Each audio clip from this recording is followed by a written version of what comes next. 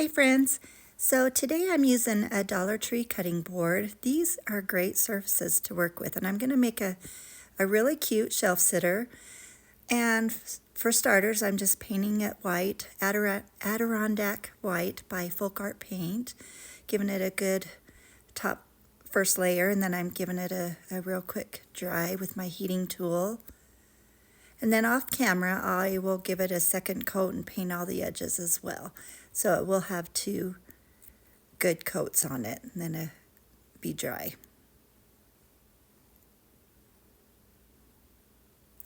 And now I'm giving it a light sanding, and I wish I would have had a heavier grit sandpaper on it. I just kind of had a fine sandpaper on my little Gator sander. So I had to use a little more elbow grease and just push a little harder in spots, but I just wanted the edges mostly to be scruffed up just slightly. So now I'm using a stencil that says home is where the heart is, and I got this from Essential Stencil. And right here I realized I needed to go get some tape, so I did that offline. I got a couple pieces of Scotch tape and just taped it to my wood surface just so the stencil wouldn't move. And I'm using Java color chalk paint by Folk Art. And I'm just getting a little bit on my brush, and then I'm dabbing it on paper towel. So it's mostly a dry brush. You have very little paint on your brush, and you just kind of dab it up and down, not at an angle, because you don't want it to bleed underneath your design.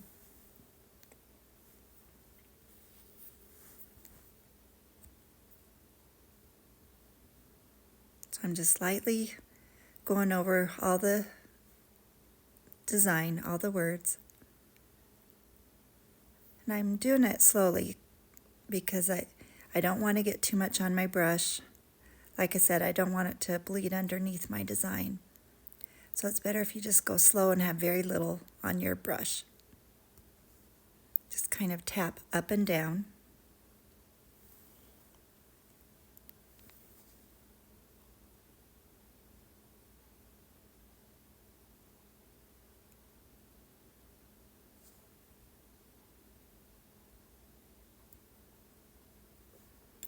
And when I get it fairly good coverage, then I'll give it a quick dry with my heating tool.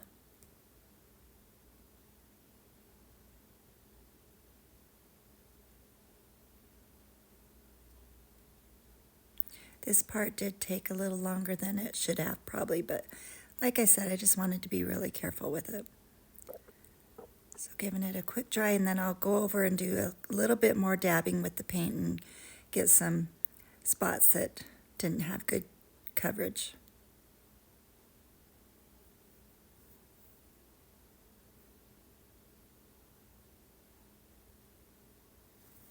Just making sure all the letters were filled in good.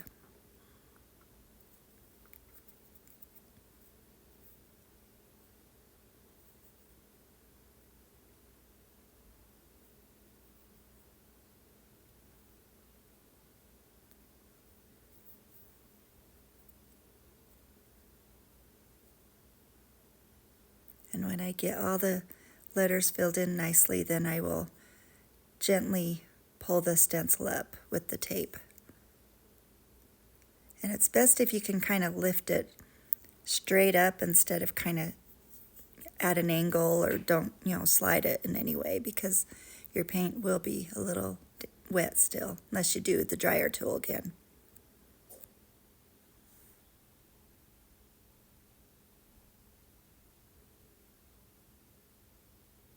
And this was the longest part of this project. It's really a pretty quick and easy project, but I took my time on the stencil, that's for sure.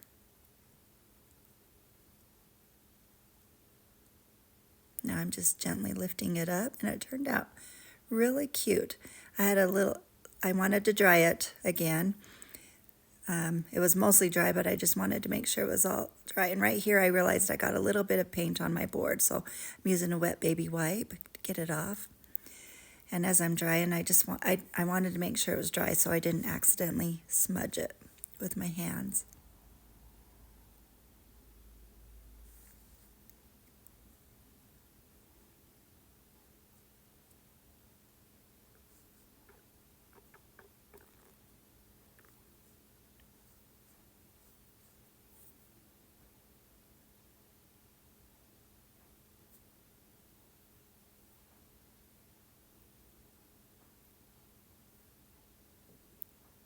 Just making sure it's good and dry.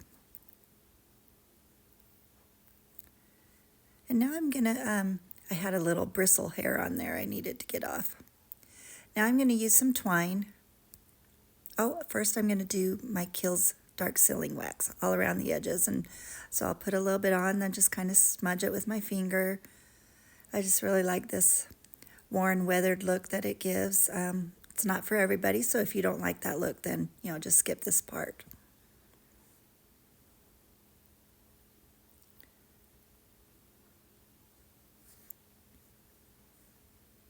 After I go around all the edges, then I'll put a little bit on my wet baby wipe too, and just kind of spread some throughout the board around the text of the message there. Just gives it a little weathered, old, vintage look.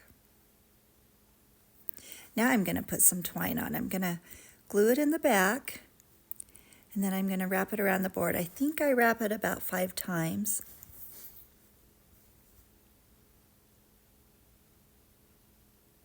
Just using my end of my stencil brush just to kind of make sure it's attached to that glue really well.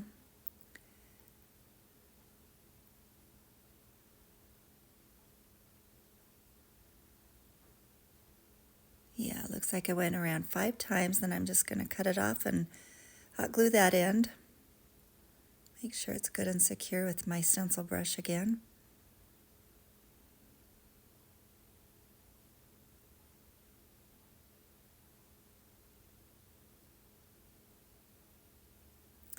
And I'm going to put a rusty bell that I got, I think, on Temu, and then a vintage skeleton key that I got on Amazon. And I'll have the link to those down below.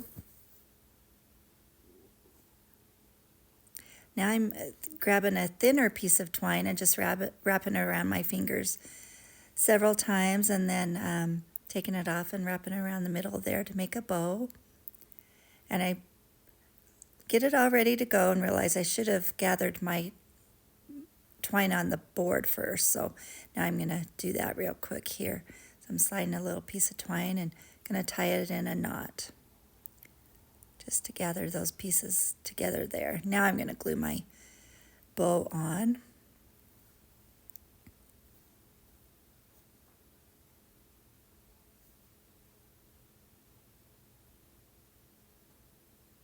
Now I'm going to tie one of those strings to the rusty heart.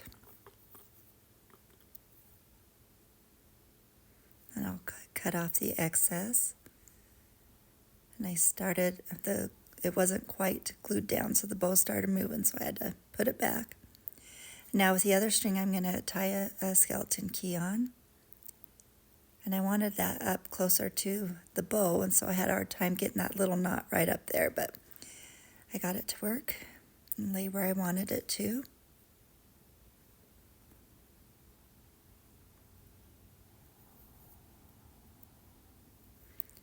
And this is turning out so cute, and it will go with most any home decor, really. It's a pretty neutral piece. And the last thing I'm going to do here is put a wooden heart button on top of the flower bow.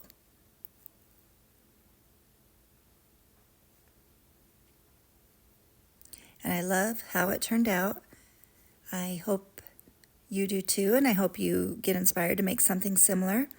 Please like and subscribe to my channel if you're not already. And appreciate you watching, and thank you so much.